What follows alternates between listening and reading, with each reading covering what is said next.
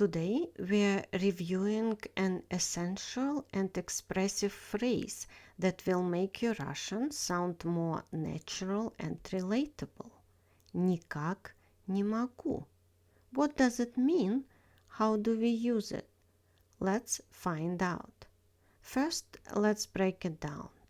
Никак roughly translates to in no way or no matter what. And не могу means I can't. Together, it's often used to express frustration when something is proving difficult or impossible. Think of it as saying, I just can't. I simply can't manage to, or I can't seem to in English.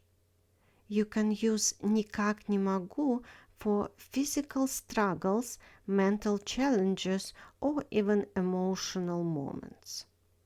Imagine someone trying to open a jar. Я никак не могу открыть эту банку. I just can't seem to open this jar. Or someone struggling to solve a math problem. Я никак не могу решить эту задачу. I just can't seem to solve this problem. Let's take a look at the conjugation of the verb мочь, which means to be able to in the present tense. Я могу, ты можешь, он, она может, мы можем, вы можете, они могут. Она никак не может проснуться рано утром. She can't seem to wake up early in the morning. Now, try to translate this sentence into English. Click the pause button if you need more time.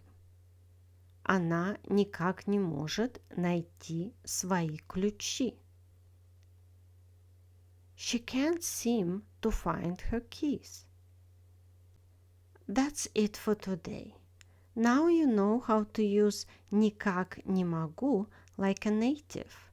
Practice it, experiment with it, and don't forget to have fun while learning. Good luck and see you soon.